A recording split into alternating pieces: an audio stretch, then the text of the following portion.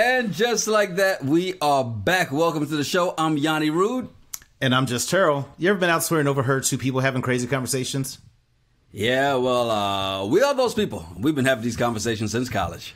Yep, it's the Regular Guys Random Thoughts podcast, Married at First Sight, season 15, episode 15, recap.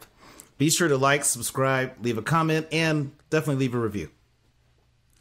I would like to leave a review right now for season 15 of Married at First Sight. I just knew we were getting to decision day next week, and I'll be damned if they're not going to stretch this damn last week out for 2 weeks. Yep. I just want to jump to the end of the episode first and just get to that point. I need to get that frustration out real quick because, you know, I'm all about the show, but I hate when they drag shit out. It's like, it feels like the 90-day rule. It's ridiculous. It's ridiculous, but this is your show. This is what you like to watch. And this is what you made me watch. So it is. Yeah. No need to bring these facts into this argument right here. Let me just get my frustration out so we can get to the good, fun parts of this, okay? You like the abuse. Yeah, well, no, actually, I like abusing you, so I just wanted to get my little frustrations out so now we can get to yours. You know, we got to start off with Krysten and Son-Of-A-Mitch. You know, so Mitch goes away. They get back from the retreat. Mitch goes away for a conference, and wow, who knew Mitch was this kind of guy? Wow.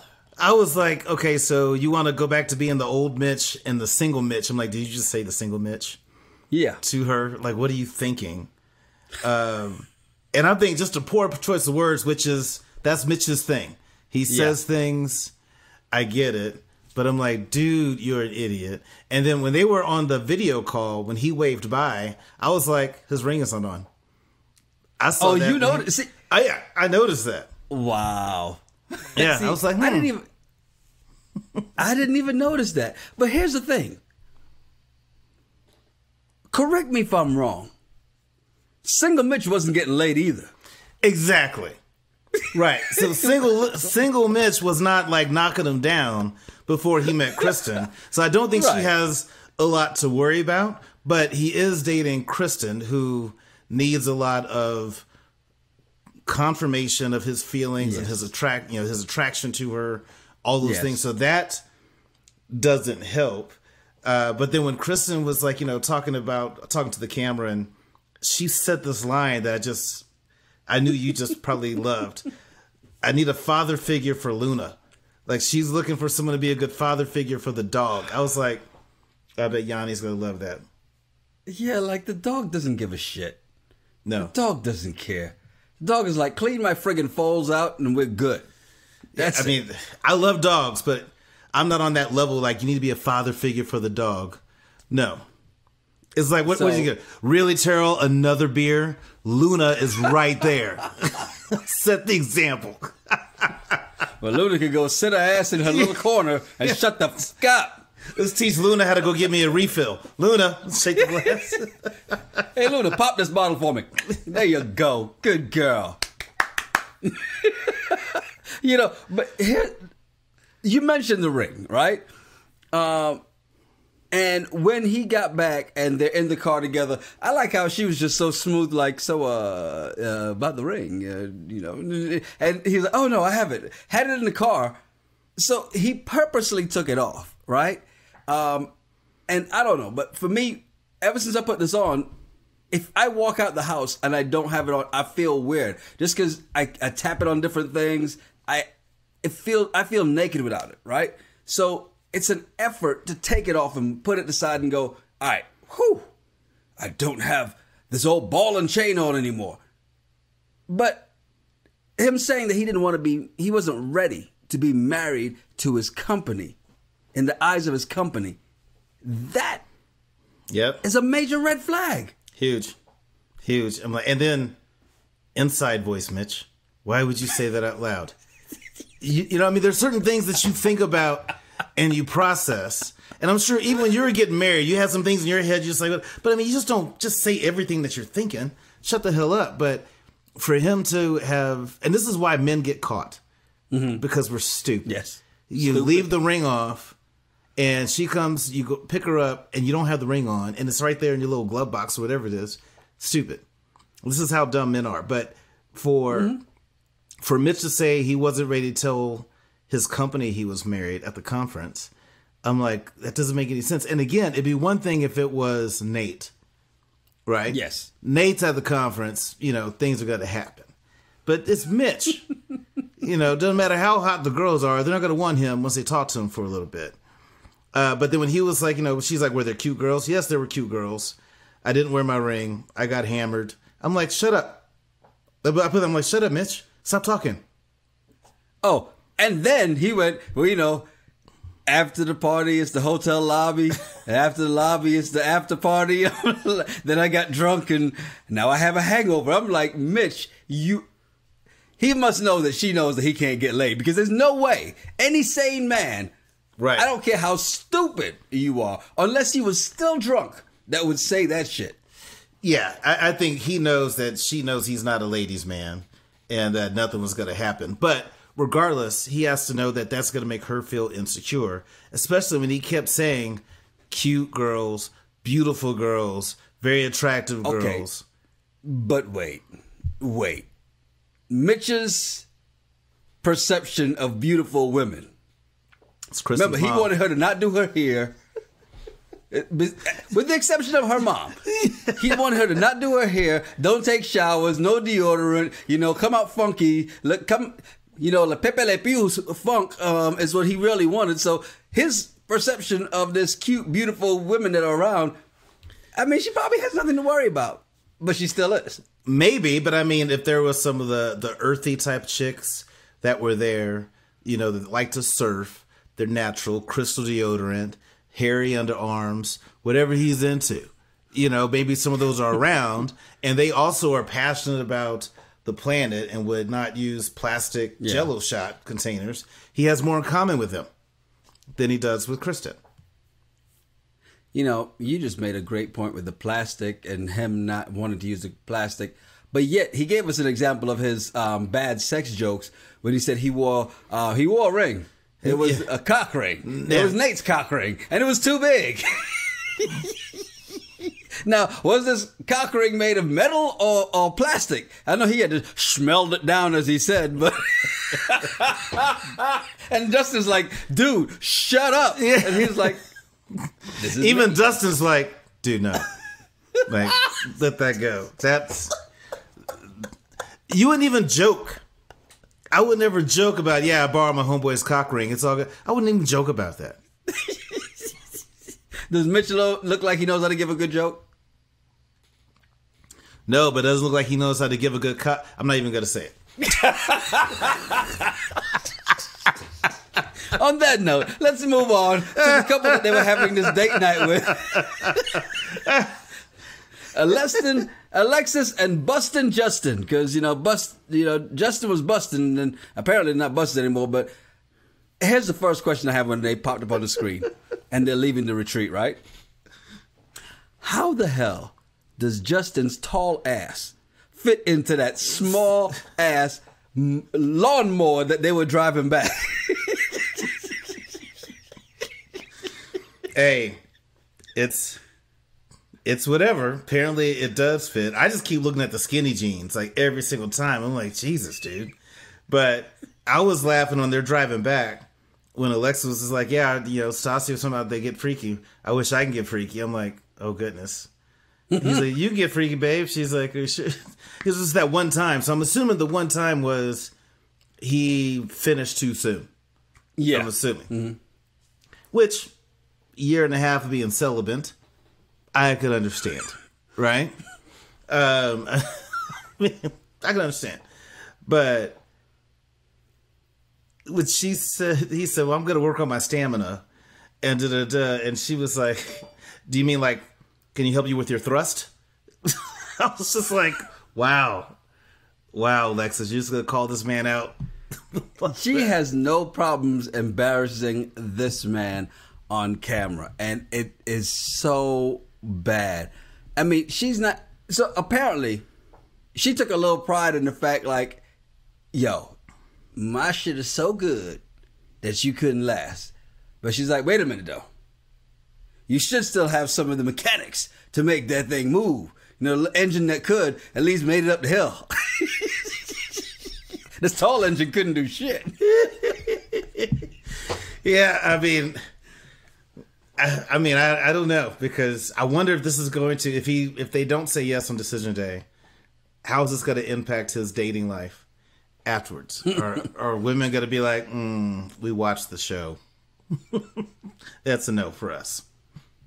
You know, maybe for all those women who wanted to see what he was packing, he should have delivered on a couple of those and got some practice runs in. You know, we're talking about practice. Practice? You might have needed some of that practice there, Justin. But, you know, so we'll get off his sex life or non-existence of it and move on to the fact that he gave up his dog, Maya, right? And when he's giving up the dog to his friend, Alexis showed up to say, bye, bitch.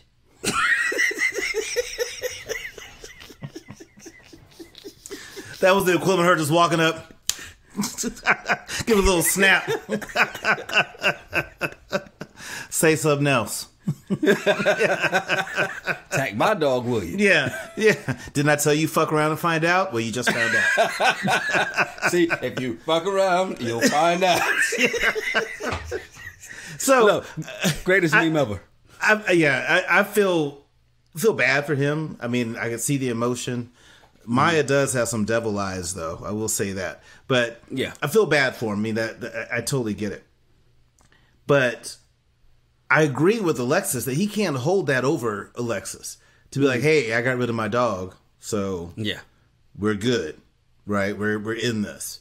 And I feel like he was trying to say, like, "Hey, I'm showing you, that I'm all in on this still because I got rid of my dog, so you should see." Like, I think that was just bad. You got rid of your dog not because of Alexis. Your dog was biting other dogs. It bit her dog and it bit another dog. Your dog was a problem. With or without Alexis, your dog is a problem. No, because when it bit the other dog, he didn't give a shit. He still kept her. It's when it bit Alexis's dog, he was like, all right, well, you're not going to move in if she's here, so I guess I got to kick her out. Well, I just hope that he told his friend, look, we got 1 week. I need this as a gesture, because if she says no on decision day, I'm going to need my damn dog back. Oh, of course he did. It's not like it's fucking permanent. You know what I mean? It's not like his dog went to Kuwait. You know, I mean, it's not permanent. And so he could easily get the dog back if he wanted to, but it wasn't that. I felt like he was trying to show that was a gesture that he's fully in, and was expecting her to respond a certain type of way. And so when he needed that affirmation, don't do that via text. Like, if you need to have some real talk stuff, don't do that via text. Right. Guys, the 5 guys that listen to this show, don't do that via text. And then the 2,580 subscribers that are women, most likely, don't let a dude text you that type of stuff. If he wants to have a real talk conversation, hey, if you want to talk about this, meet me at the coffee shop, call me, come over, I'm going to come over there. But we're not going to do this via text. As adults, we're not doing that. Via text or even on the phone, especially if you're in the same city, especially not over the phone. Right. You know, that face-to-face, body languages and the nonverbals are so loud, right? This is a thing that I like. I want to be able to see. I want to look you in the eye, because if you can look me in my eye and lie to me, then you're definitely not a person we need to be hanging out at all, right? So, but these kind of conversations, you're right, they need to be face-to-face. Let's have this. And it doesn't need to be confrontational. It just needs to be like, hey. And just talk about it. And don't be mad if she gives you the answer you don't want, right? Like, take, for instance, she's not giving the 100% that he wants, and you can't be mad at that. Now, let's be fair. And I always I would tell my team this, like, I'm not going to ask you, so this applies in relationships and in work as well. Like, I'm not going to ask you to give 150%, because that's kind of unrealistic. I'm not even going to ask you to give my 100%. Give me all that you can give. Now, if all you can give is 90% and that's not enough for me, then so be it. I can't force you to give me the extra 10, which is what he sounds like he wants her to do. No. Yeah, but if this was a business situation, you'd be like, hey, I get the best you can give me is 90%, but for this role, I really need someone that can give 100. So HR is going to come in, talk to you. They're going to have a folder. It's going to be a manila folder. Yeah, it's going to be a manila folder with some documents we need you to sign. Today's your last day. We've already locked you out of your Outlook and Microsoft Teams. Yep. No, but you're right, and I'm glad that Mitch asked him, is 90% enough? Yes. You know, but I have a lot more to say about that. So the 90% enough thing, I think if we're looking at this through our eyes compared to people that go into this show. So literally you're marrying a stranger and now you're supposed to see if you can try to make it work. Right. That's totally different than we met at the club and over the time and we've been together for 2 years. It's a bit different that after you've done that and 90%, you know what? Right. Hey, no one's perfect. That was Tyler Perry that had the 80-20 or whoever it was. Yeah. 90% is not bad, but 90% after 5 weeks, 6 weeks. Amazing. It's amazing, but still that 10% could be huge. And I think the 10% for Alexis is, Justin has, you know, he's a little weak. Little weak sauce, and she can't. He's she weak can't sauce take that. emotionally, and he's got weak thrust. Yeah. But see, even Mitch made a point about that. Mitch was like, you know, at the same time, there are going to be things about you. There's going to be at least one thing about your spouse you don't like. I've said this before I got married, long before. For years, I've said this, and this was me spitting that barbershop PhD knowledge, which is, you know, the secret to marriage is, can you deal with the thing that you don't like about your significant other for the rest of your life? Like if it's somebody who chews with their mouth open or loud and you can hear them talk, I know I can't do that. I know that. Because when we're 65, 75, 85, maybe 105, one day you're going to be, and all of a sudden that fork's just going to come across the table. Yuck up! Because that you got, and you have to know this is the thing I can't deal with. And if that's the 10%, then you go, okay, well, I can't deal with that. For her, like you said, it's been 7 weeks now, right? Because it's 7 weeks, 90%. It's not bad. Now they've been spending a lot of time together, so it's almost like 6 months, but it's still not 2 years. So yes, it's 90% isn't bad. But the reason he feels bad about that is because he knows she's not there. He knows it. Well, and I appreciated that he's finally seen what we've all been talking about, what everybody's been talking about on Twitter, what people have been commenting on our podcast on, is that she's not all that into you. Yeah. And you have to take your emotion out and be like, hey, what do I want? And if you want someone that's going to look at you and say after 7 weeks it's 100%, great. You go for that. You don't settle, you know, and that's totally fine. So good for him for sticking up for himself. But I think that at the end of the day, though, he's still emotionally needy. And that's the thing that Alexis is not going to like. She needs a little bit more of a dominant man than what Justin is. Yes. And somebody with heavier thrust and less emotions. You! Yeah. You know, as we move on to Stasia's freaky ass and nasty Nate, I like, she's like, you know what, we're a week away. Let me show you the house that you're going to be moving into. Let me show you where you're going to be living.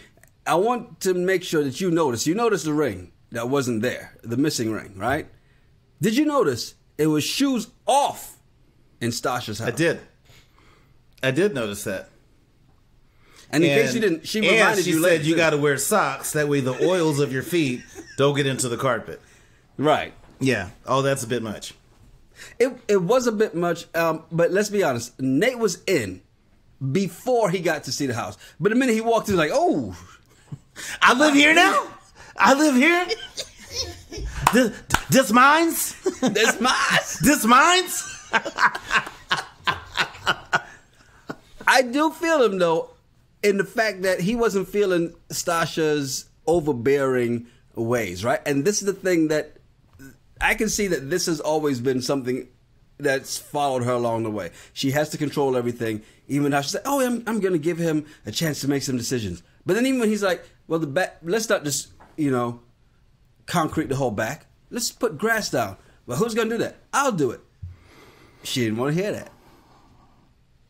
Gotta disagree with you there, sir, because Stacia, when you get in the house built, you already have a vision and a plan, and you've been thinking about this for months. And how long it took to get that house built? Let's just say, on average, with the pandemic and supplies and all that, let's just say it took 8 months. Okay, even go early, 6 months, and then you get on the show and you meet a dude that you get married to at the altar, and that's a stranger. And now 5 weeks in, he's going to come try to tell you about the plans that you've had for your house that you've envisioned ever since you poured the slab. Yeah, ever since you poured the slab, you've thought about what that house is going to look like and how you wanted it. So you just can't easily walk into that situation and say, well, we're married now, so I should be able to have an opinion. And this goes back. She offered him that piece first. She did, but she shouldn't have. Because if you've had a vision for the house that you had built from the ground up, you had a vision for that. And your vision didn't have him coming in with his ideas, right? But here's the problem. And we've talked about this before. Who has the financial power in the relationship? Yep. You can't come in this house talking shit if you don't have financial power to match. I disagree with you. He didn't come in talking shit, though. She said, "I'm open to your ideas. You do have a say-so." So he's like, "Hey, well, let's not do that. Let's do this." Well, who's going to do that? I'll do it. Can't do that day one. Your first time walking to the house, we should do this. And we should... Dude, hold on. You should talk... No, but if she asked, why not? She asked because the producers told her to ask. But I'm being realistic. I'm being realistic. Nate needs to get an idea. Hey, so what was your vision? What do you want for this? Okay, because she's been thinking about this so time. You just can't walk in and be like, "Hey, why don't you this?" Now, I agree with Nate because I'm not a fan of all white because it's just going to get dirty. And when he was asking her about kids, she's like, "No, I'm just going to teach them." I'm like, okay, good luck with that. I mean, my mom was hard on us too, but I still tore some stuff up. She is unrealistic. And this is where Nate is a little more mature than she is in the understanding of what it means to have kids. She has no idea. And she's just like, now, granted, as we found out as the episode went on, that he had a lot of hang-ups on this. She's like, "I still want to be fun parents. I want to do this." His perception of it was a little different, but that's his PTSD kicking in, right? But at the same time, I agree. Leave that man's PTSD alone. Don't roll your eyes at his PTSD. But I agree with him on this. You got this completely white house with these black tiles, which is fine. The kids, you won't see that unless they have white chalk, right? But everything else, this is going to get dirty, and your OCD ass is going to be mad. I will say this, though. A lot of it will change the minute she gives birth. Matter of fact, the minute she gets pregnant, it's going to change. The women who say they don't want kids and get pregnant and all of a sudden everything changes, believe me, it happens. I would believe it. I mean, it's great to say that. I mean, I don't have any children. So if I had a little Terrell Jr., here's what would happen. And you and I have joked about it. I've said, I would do this. And by the time he goes to college, I'm going to do this. And da-da-da. I'm like, all that sounds amazing. Yes. Till a little boy comes out, right? So I do think that she's way off in what her expectations are with her house. And this is why I'm a minimalist, because it's just stuff. And if you get too caught up in just the stuff, that's little. Your white pillows and all that are going to get jacked up at some point. You're going to have to get together. Someone's going to oops and spill. What are you going to do? Lose your shit on your friends or family because they spilled on your white pillow? Let it go. But let's talk about the fun babies. Or I'm sorry, the fun and babies. I don't believe Nate has PTSD around that. I'm sorry, because that tells me that he doesn't have the internet, cable, or watched anything to see that people can have a baby and still live life. They can go travel. They go to Disney World with their babies all the freaking time. They travel to other countries with babies. It could happen. You could still have a babysitter and go on a dinner date with your wife. That's what Stacia was talking about. So where his mindset was, well, yeah, but you can't do that. You can't have fun. I'm like, where are you getting this from? I'm going to tell you something real quick. As somebody who's traveled with our little one, and just came back from, as you can see, the Wiggles show, traveled. You just said out of the country. We went out of the country for that, right? My little one's 2.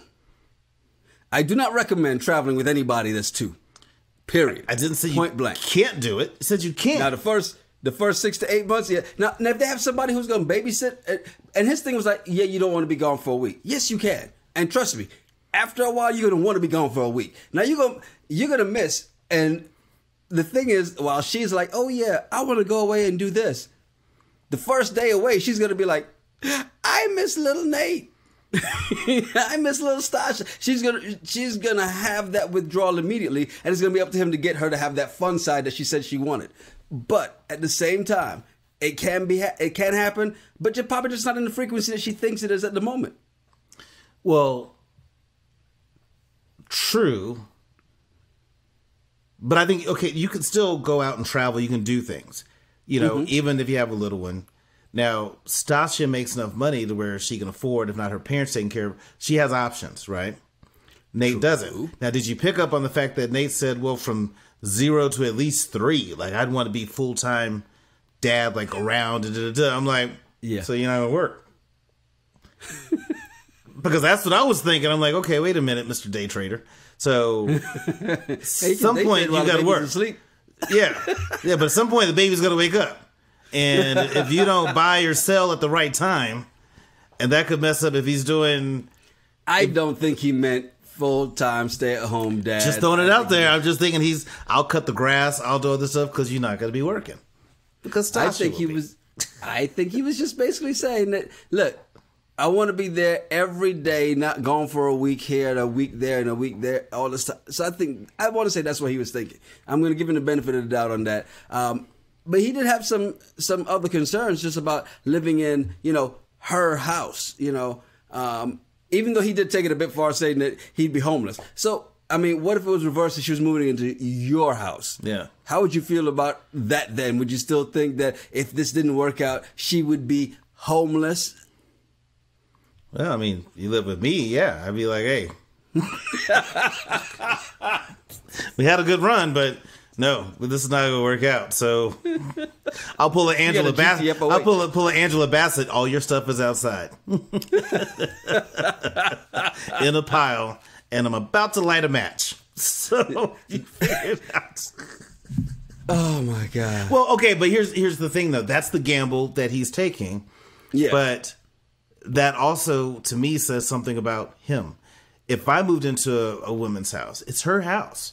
Now, true, she's going to try to help me feel, and vice versa. If someone moved into my house, I would try to like, hey, how do we make this work? It's going to take some time. You just can't walk in and be like, all right, let's talk curtains. I'd be like, let's slow down. Right. Let's slow down for a bit. But okay, facts. It's going to take some time to build to that. But to me, what confidence does he have in his ability as an earner that it doesn't matter. If she kicks you out, you're not going to be homeless. Exactly. You will have a place. Thought that was an extreme. It was an extreme, but I mean, again, I would never even say that at all. So the fact that he says it makes me question his ability as an earner. And he makes, what, $150,000 in San Diego? I mean, it's not bad money, but it's not great for California. Yeah, I think he had a slight case of the Mitch, and, his inner thought came out. And he probably should have just left that inside and not said that, because he came off kind of Lindy-like in that. And, speaking of Looney, Lindy. Segue. Moody Miguel. You like that, didn't you? You like that segue, didn't you? That was smooth. I will say this. Props to Miguel at the start of this episode. And I felt like, I know they picked up exactly where we left off last episode, but it felt like it was a continuation of the entire damn episode today.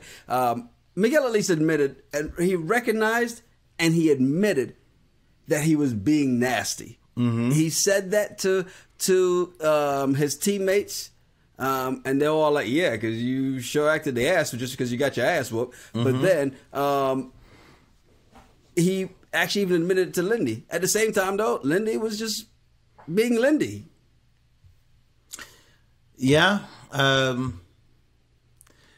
Lindy she's drama, right? When she was talking about, I'm being controlled, like I don't see that, but I get what she's talking about.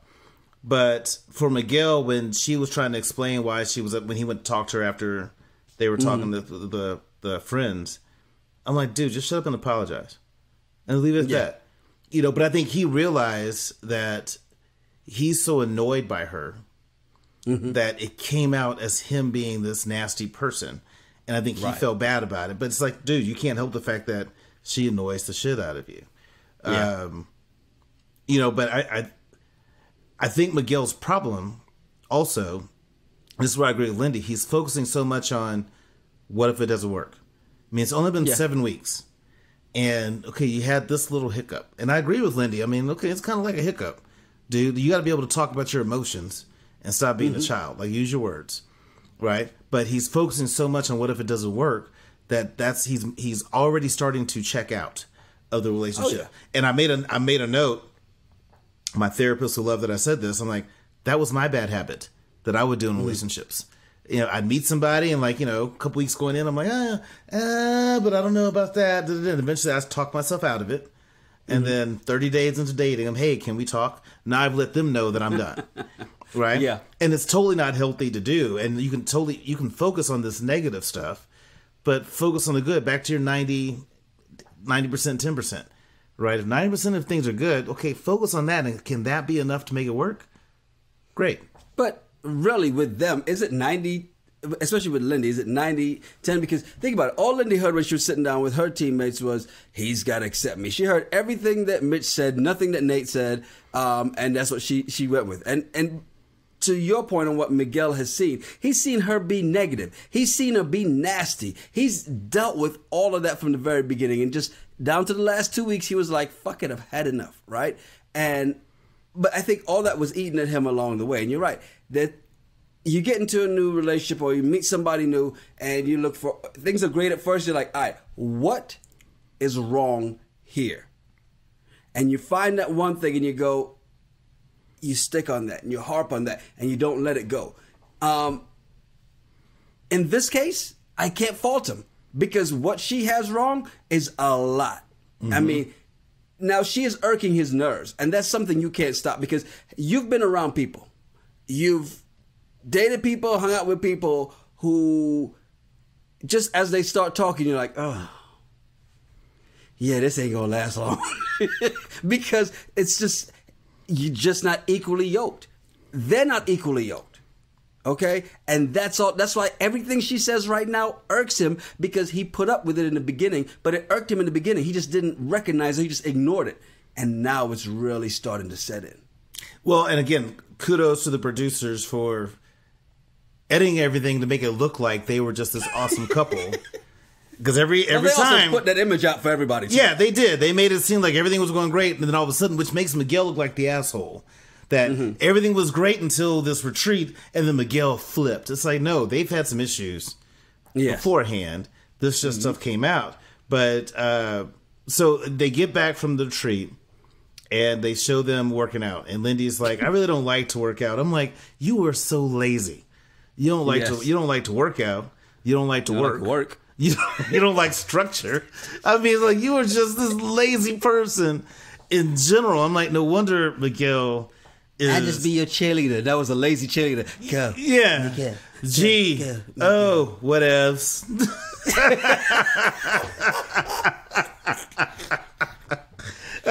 So you better bring it. I can't. If you ever seen that movie. So they get to the house and Miguel, the insurance card comes. I'm like, I bet he's regretting getting this damn insurance card now. Because then, that's like a 2-day turnaround. So he put that in probably week 2, and now they finally got the card. And he's probably like, son of a bitch. Son of a Mitch. Here's the thing about this, though. He does that, and she's like, and what does she do? She throws it right back in his face. At least if I get hit by a car, you care now. But I cared from the beginning. We had a discussion about this, that's all. But yet, when it comes down to her just even hyphenating her name. Yes. The fact that she's like, it's a big deal to you. What are you talking about? I just put you on my insurance. You know what? Excuse me. Yeah, I'd like to cancel my dependent on my insurance, please. Yeah. Yeah, no, 100% right, because she threw that tantrum that's like, you want me to take your last name and you only put my insurance. So he gets you on the insurance, and now you're still doing this. But I bet she's going to make a doctor's appointment first thing in the morning to get everything checked. And I'm just thinking that what 30-something-year-old, how old is she? Late 20s?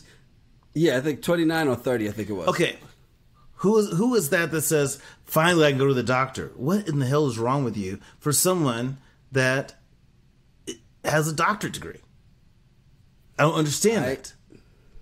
I and this is just the bad mind of me, and, it is that way. She goes to the gynecologist, she's like, whoa, where you been? Should have been here years ago. Maybe that's why Miguel got it on the insurance. He's like, yo, you need to go see the gynecologist, goddammit. He said the doctor's going to come in. Hey, how can I help you? No. Nurse, I'm going to need you to get some... Nurse, can you bring out a bottle of Fabuloso and a sponge? Today's the day I regret getting my degree. We got to do some work on this one.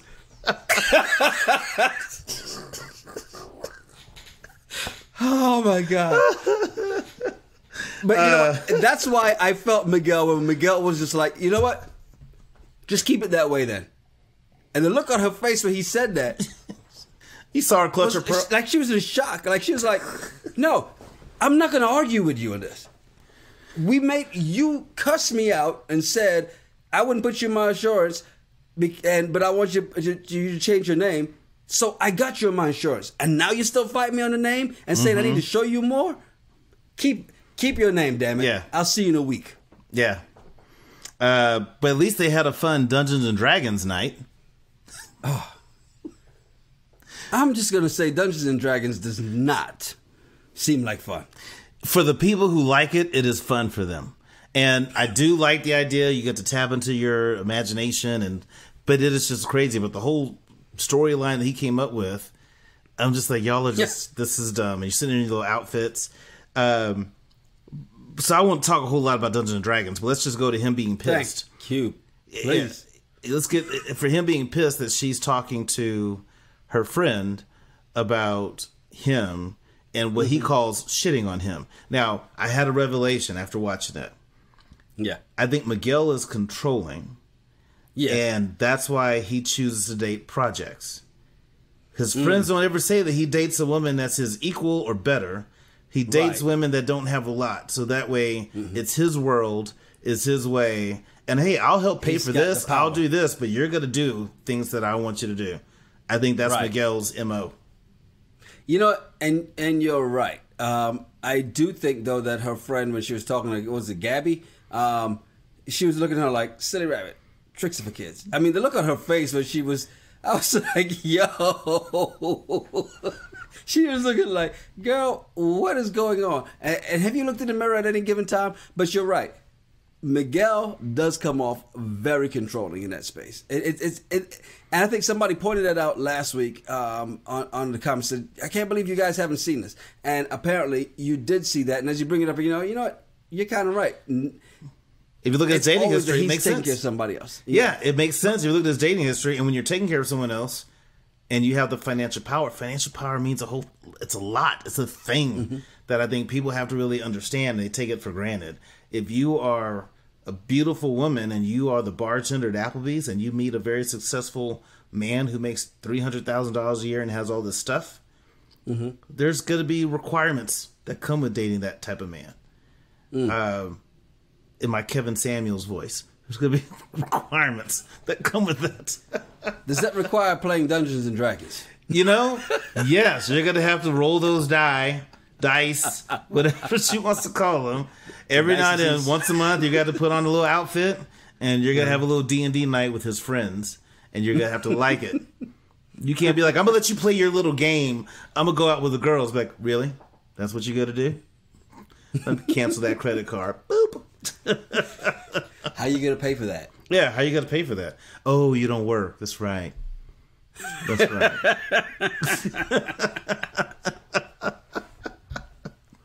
1 week to decision day, and we're going to chop that down into 2 weeks and make it down to days before decision day, and they got to go see family, friends, etc., etc. Oh, crap. They still got to go do that, don't they? Ugh. Yeah, they do. So we've got another week to go before we get to decision day. The good thing is, coming up on the 19th is when Love is Blind Season 3 starts. I think we got a little confused and thought it was the 9th, but it's the 19th. Yeah. And we'll be releasing those episodes. We're into 4 episodes, because the first 4 episodes are being released the first week. The next week, episodes 5 through 7. Then the third week, I think it's 9 through 12, which includes the finale and the reunion. Probably we're going to break that 12. into 2. Oh, yeah, well, I can't count. If we're going to skip an episode, I'm good with that, too. Well, the good thing is, here's what we're going to do on that, though. We're going to break it into 4 so that, we'll do the final episodes, and then the reunion is a separate one, just so we can have all of that. 4 episodes coming to you. We'll drop those on Saturdays. Of course, we're back on Mondays with our audio of the regular episodes. That's going to drop wherever you listen to the podcast. And then on Tuesdays, the video drops on YouTube. So lots of content coming in the upcoming weeks, including the final 14 weeks of Married at First Sight Season 15. Thank goodness. It's just painful. It's painful watching this. And again, like I'm learning, because I try to go into this with an open mind as much as I hate watching this show. Mm-hmm. But the thing that I'm learning the most is you can't watch this show looking at this from regular dating eyes. You have to look at people who got married to someone. You got 8 weeks to see if you can make it work. Mm-hmm. And so you go through a whole bunch, but I'm just like, this is so dumb. And this is why I couldn't do it. I think I've seen some people comment, like Terrell can go to, I think it was Ready for Love is going to be somewhere in Dallas, or somebody commented about that. I'm just like, no, Terrell couldn't do this at all. Well, Ready for Love is different in the sense that it's about dating and not about getting married at the altar. No. You get in the houses, you and a bunch of people, you go on these dates, and, No, so because if I go on the show, there's going to be a couple assholes that are going to have a podcast. They're going to recap and talk about my shit.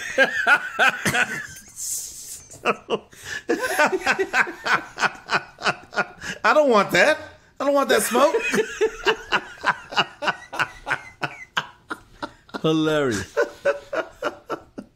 There are a lot of other suggestions too. We'll get to those at some point soon. I'm Yanni Root. I'm Just Terrell.